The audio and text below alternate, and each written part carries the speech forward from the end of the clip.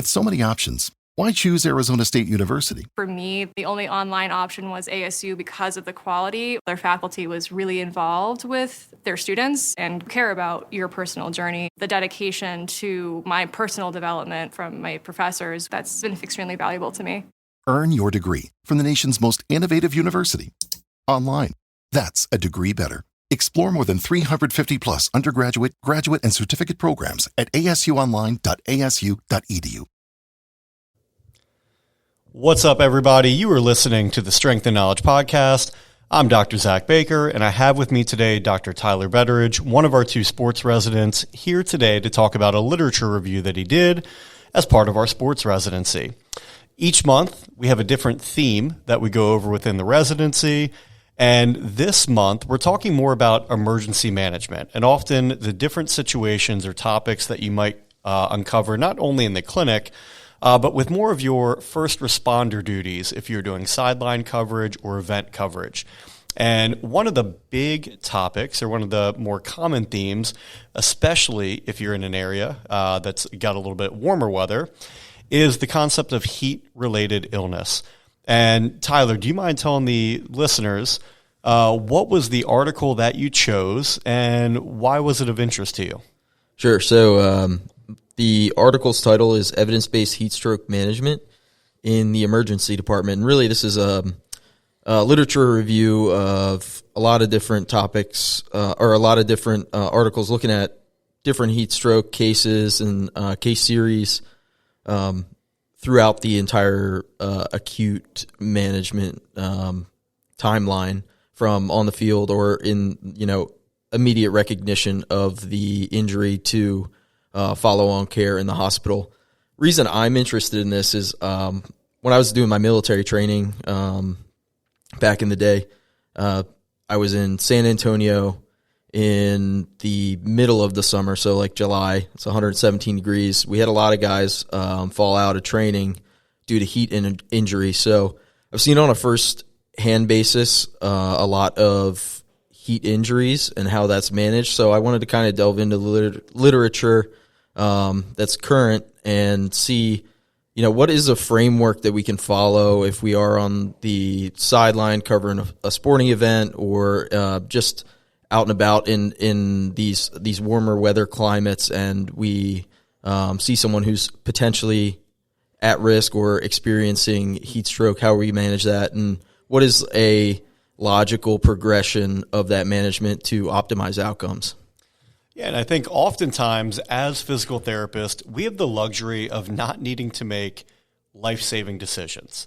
I always joke around with my wife, who's a nurse, and she worked in labor and delivery and in the emergency department, and the decisions that they make are often life or death, or it could lead to lifelong impairments.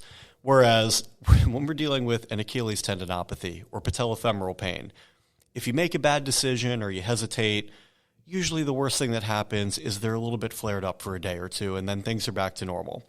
Obviously, when you're covering events, maybe you're at a marathon, a triathlon, you're with your tactical athletes, you're at a youth soccer tournament, and you have these types of events, such as heat-related illness, the risk-reward there of doing something right or wrong is much more significant. So when we have to make these decisions, the more automated that we can make them, the better it is for everyone. It eliminates just some of the cognitive bandwidth that goes into the decision-making. It streamlines the time frame and the efficiency, which oftentimes in these injuries, the amount of time it takes to recognize and then intervene is going to be highly correlated to the outcomes that you get. So, Tyler, go into the article a little bit, just kind of frame up, what they were doing, what they were looking for. And then what I'd really like to get to is just at the end when they talk about what is the general consensus as to how we should be handling heat stroke and heat-related illness. Sure. So as I said, they gathered a bunch of articles, 63 articles to be exact, from two different databases, PubMed and Embase database. They were looking for both qualitative and quantitative articles whose primary focus was on heat stroke, defined as a combination of elevated core body temperature and altered mental status, two of the hallmarks of heat stroke in the acute setting. Basically, they took these articles, did an analysis, and came up with a step-by-step framework, which is what I really liked about this article. They gave a framework, much like we have a framework in our protocols in the physical therapy clinic, that has defined time points and goals associated with those time points that we should be hitting. So if we look a little bit at the algorithm that they came up with, which they dubbed the heat alert algorithm, this is the algorithm that we would utilize if we are in a potentially heat stroke producing environment or with at-risk populations. So this algorithm is divided into three phases, one being recognition, two being rapid cooling, and three being supportive care. So recognition, this should happen within the first 5 minutes, according to this algorithm. The key points here are to maintain a high clinical suspicion, be aware of the weather, and to measure the individual's core body temperature. So goals that they highlighted, things that we kind of want to check off in these first 5 minutes is to obviously check our ABCs, assess our airway, breathing, and circulation.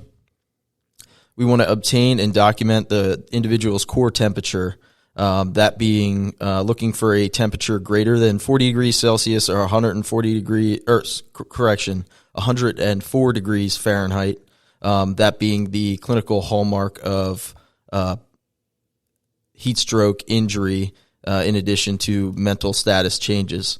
And along that line, we want to assess the patient's other complaints and other symptoms, that being altered mental status, confusion, unresponsive, or if they're having a seizure. Other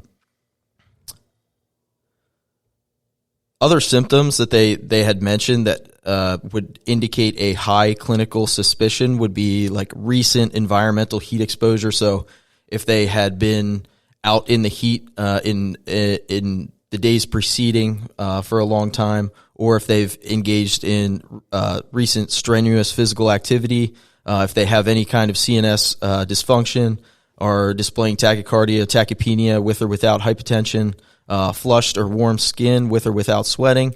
And then we would say there's a a indicator of heat stroke is if there is a low suspicion for other conditions that present similarly, such as sepsis or other metabolic anomalies. Cool. So we have recognition, which should happen within the first 5 minutes. Part of that is recognition of the environment that you're in. Are we in an environment and a scenario that could potentially contribute to heat-related illness? And then also recognition of the individuals in that environment.